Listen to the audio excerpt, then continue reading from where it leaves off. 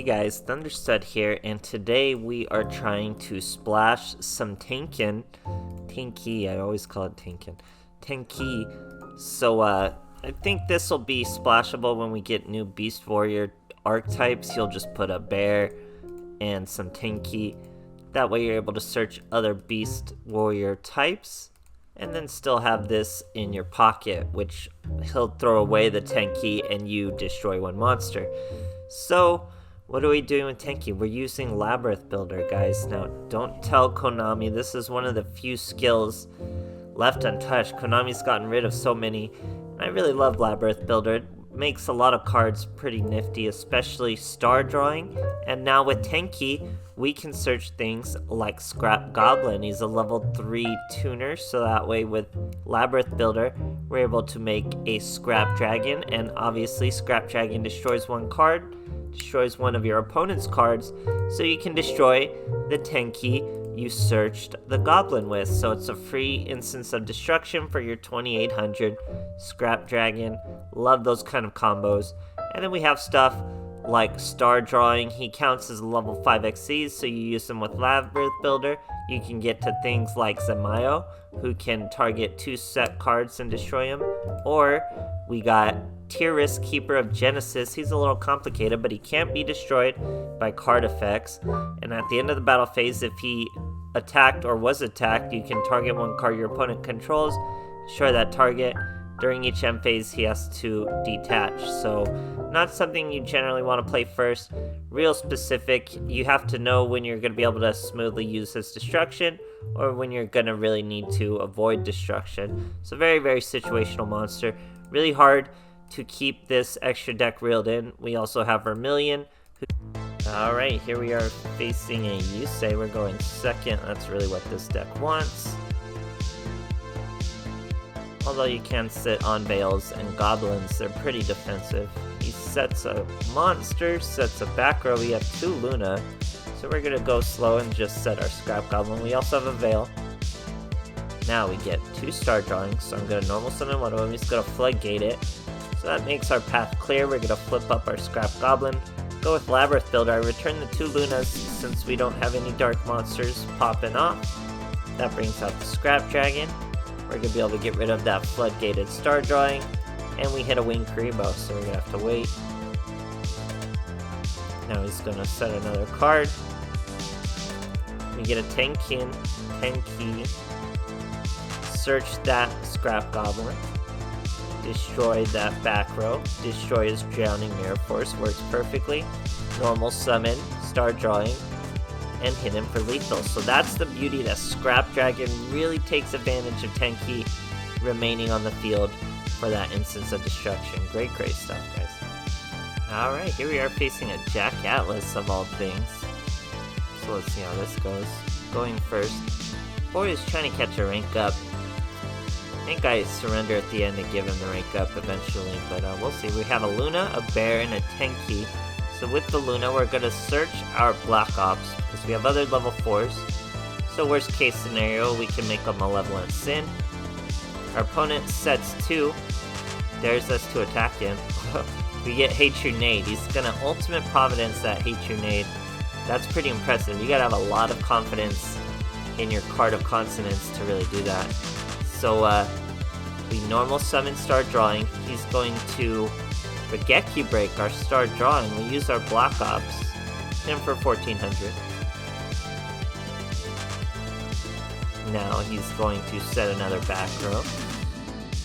We're going to get another Hate Nade. Back row is gone. We normal summon the Bear. Now check this play out. We're going to discard the Tenki. Destroy our own Goblin Black Ops because he couldn't switch to attack. And now we special summon our Luna. She can definitely stay in attack. Of course, Bear can set another Tenki when he does damage. So we could swing with Luna and finish him off for lethal. But I just surrender for the bro and let him get a rank up. Great stuff, guys. Alright, here we are facing a Joey Wheeler. Going second. Not using the sleeve of map there. We got a handful of monsters. We're fighting Lunalights, so pretty competent deck. didn't choose to throw the Martin away though, very curious. Maybe he already has Moonlight Fusions. We go with our Black Witch, Witch of Black Rose. She draws us another star drawing, so we return a star drawing and another card to make our Labyrinth Wall. Now we banish the Scrap Goblin from our hand with the Vermilion we just made with the Black Witch and the Vermilion Dragon. Now why did we throw away the Goblin? Because we're gonna save the Witch for our Luna, and now it's a lethal amount of damage. Our trap was just ways to add to his hand, so he was ready for next turn, but there will be no next turn as we finish it off. That's why Luna's so clutch when you get those dark monsters off. Great stuff, guys. Alright, here we are facing a Zayn. I remember this duel. So, at first I thought this guy made a misplay at the end of the duel, but then I was thinking about it more and I'm like, maybe it wasn't a misplay. I think he was just a little cocky, and I'll explain it once it gets a little closer to what I'm talking about here. But we start by setting a Goblin Black Ops. We have a Luna and a Star Drawing, and a useless Hatronade against Super Heavy Samurai. So he goes to Waraji, to a Trumpeter. Now his Soul Piercer, he searches the Giga Gloves, okay? He's got a normal summon the Giga Glove. Use that Trumpeter again. Now when you do this, you trigger Giga Glove's effect. You get to choose the order of the cards on the top of your deck. So he chooses the order, your opponent changed the order of the top of their deck. So he knows what's coming. Here he gets out 2 Stealth Ninjas, guys. 2 Stealth Ninjas. Getting real close to lethal for us. But not quite lethal, we're still at 1200. Now we do have our Goblin Black Ops.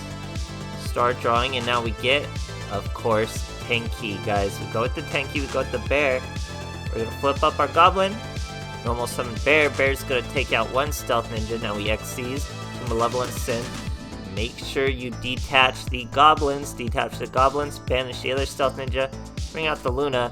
Now here, he uses his Giga Gloves. He changed the order. I thought for sure he would get the Giga Glove off and he would finish the duel. But here, he was trying to get an Overload Fusion. At first I thought it was a misplay, but I'm like, no, he chose the order.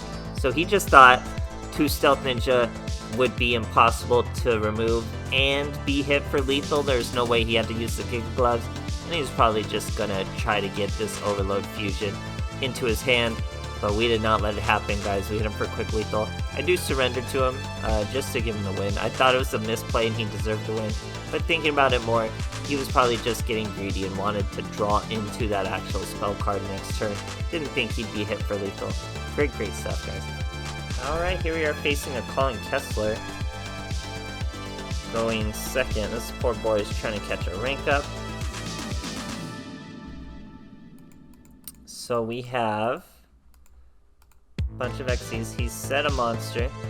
Sorry, no, he's gone Coffin Seller. So we're going to normal summon Star Drawing. Love Star Drawing. Go with Labyrinth Wall.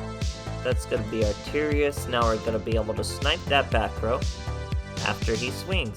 And we draw 1 from Star Drawing, but we just drew another Star Drawing. So yeah, Coffin Seller would do damage to us every time we send a card to the graveyard, but now it is not a thing. Looky who he's got. Goblin Black Ops attacking us with the Mirror Match. Now we bring out Boxer Veil. His Goblin Black Ops goes to defense. We get our Witch of the Black Rose. 4+4 is 8 with the Scrap Dragon. No XCs. Scrap Dragon destroys a Hatronade set over the defense position monster. Didn't really need it, but we go for it anyway. Great stuff, guys.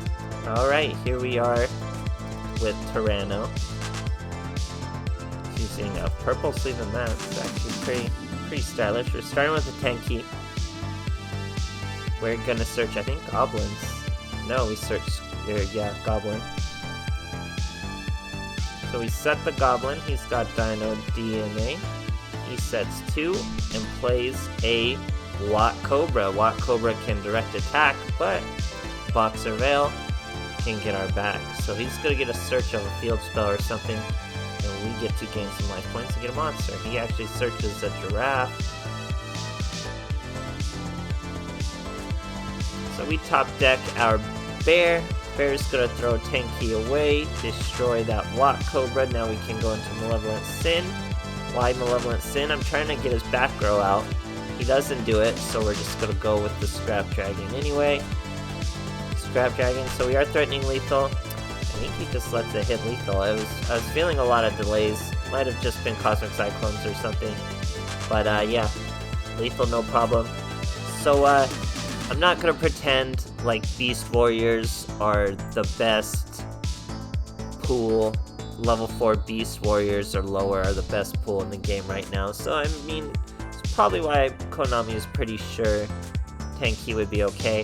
I haven't really tried competitive Fire Fist. I'm very excited to, and I'm very excited to try competitive Dark Worlds too. But I want to make them at least a little spicier than normal for Meme May.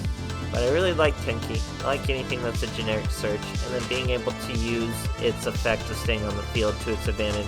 It's going to make it a splashable card for a long time. Konami will likely limit it to 2 here eventually. Not anytime soon, of course, but eventually. So get it in with Hate True Nade while you can. Hope you guys enjoyed, and thanks for watching.